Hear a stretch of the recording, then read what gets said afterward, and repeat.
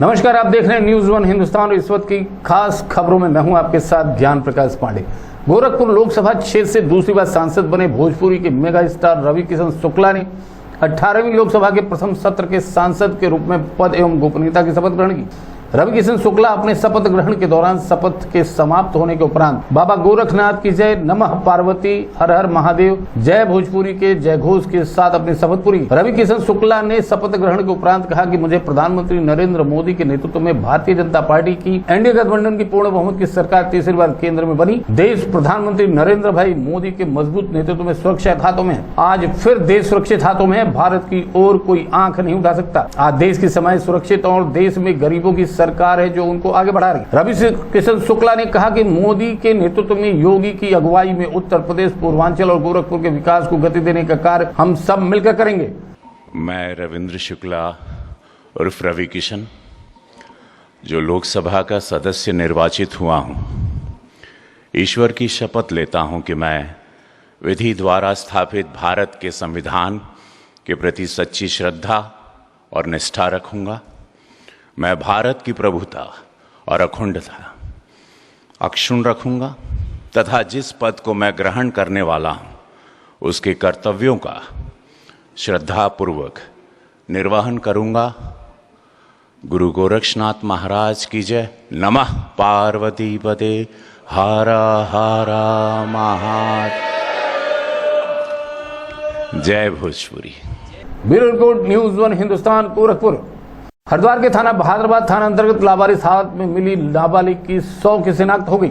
मृतका किशोरी की मां की शिकायत पर गंभीर धाराओं में मुकदमा दर्ज किया गया। इस प्रकरण को लेकर हरिद्वार कप्तान काफी गंभीर दिखे। उन्होंने कहा कि दोषी को छोड़ा नहीं जाएगा। कप्तान ने जल्द खुलासे के लिए 5 पुलिस टीमों का गठन किया। वहीं इस मामले में तहरीर के आधार पर 2 नामजदों को आरोपी बनाया गया। कप्तान ने आमजनों को भरोसा दिलाया कि 100% सच्चाई को सामने लाया जाएगा।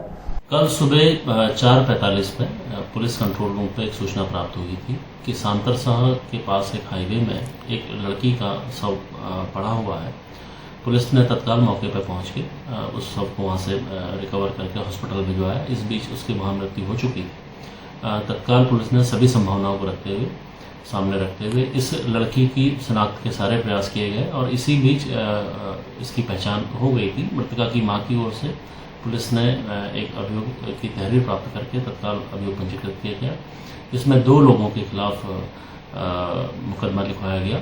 साथ में हर संभावनाओं को खुला रखते हुए पुलिस ने इस मृतका की जो पीएम है उसको कराने के लिए डॉक्टर के पैनल से इसमें पीएम कराया गया। साथ में मृतका के जो स्वैप वगैरह और डीएनए प्रिंटिंग के प्रयास के लिए जो उसका स्वैप है उसको संरक्षित किया। पुलिस के द्वारा एसपी सिटी के स्तर पर इसमें हम लोगों ने एक टीम बनाई है जिसमें करीब 5 टीमें अलग अलग वर्क कर रही हैं, जिसमें सभी एक्टिविटियों को सम्मिलित किया जाएगा, जिसमें जो आरोपी हैं उनको भी स्क्रूटनी किया जाएगा। साथ में कल इसकी क्या गतिविधियां थी उनको सबको सामने रखते हुए पुलिस निष्पक्ष जांच इसमें कर रही है और जल्द ही इसका खुलासा पुलिस के द्वारा किया जाएगा। साथ में मैं आपके माध्यम से ये भी बताना चाहता हूँ कि इसको लेके तरह तरह के बयानबाजी सोशल मीडिया में हो रही है, उस पर आप ध्यान ना दें। इसमें तत्काल पुलिस ने सभी पहलुओं को ध्यान में रखा है और कार्रवाई की है और जो भी आगे इसमें दोषी होगा उसके खिलाफ पुलिस सख्त कार्रवाई करेगी। Bureau report, news one Hindustan, Haridwar. Uttar Pradesh के वित्त मंत्री सुरेश खन्ना ने रायबरेली में कांग्रेस को संविधान का दुश्मन बताते हुए कहा कि संसद या संसद के बाहर संविधान की कॉपी हाथ में लेकर दिखावा करने वाले लोगों ने कभी संविधान की परवाह नहीं की। इंदिरा गांधी के शासनकाल में आज ही के दिन 1975 में लगाई गई इमरजेंसी काला दिवस के रूप में मनाते हुए यहाँ पहुंचे वित्त मंत्री इस दौरान कांग्रेस पर जमकर कोसा। उन्होंने कहा कि इंदिरा गांधी अहंकार में अपनी कुर्सी बचाने के लिए इमरजेंसी लागू की थी और पूरे देश को जेल खाने में तब्दील कर दिया। इस दौरान उन्होंने अप्रत्यक्ष रूप से राहुल गांधी को निशाने पर लेते हुए कहा कि संसद या बाहर संविधान की कॉपी दिखाने वाले खुद स्वयं संविधान के प्रति लापरवाह रहे। उन्होंने कांग्रेस के शासनकाल और मौजूदा केंद्र सरकार को तुलना करते हुए कहा कि वह मोदी सरकार आम लोगों को हर समय यह एहसास कराती है कि संविधान सम्मत सरकार में उसकी भागीदारी। वित्त मंत्री ने इस दौरान केंद्र व राज्य की दी जा रही योजनाओं का भी जिक्र किया। पूरे देश में काला दिवस मनाया जा रहा है और उसका उद्देश्य यह है कि 25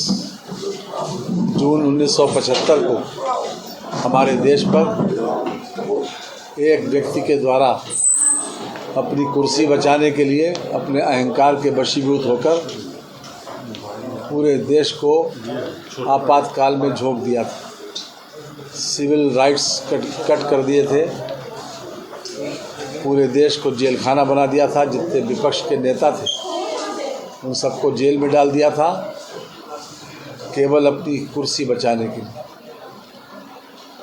और संविधान की धज्जियां उड़ा दी थी। ऐसी स्थिति दोबारा पैदा न हो, इसलिए आज ये काला दिवस मना रहे हैं।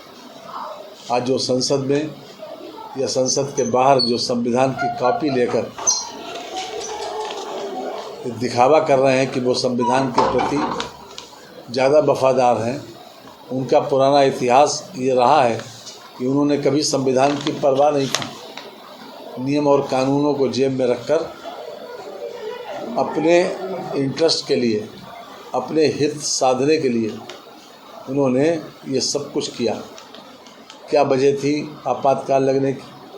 केवल एक वजह थी कि श्रीमती गांधी प्रधानमंत्री बनी रहे।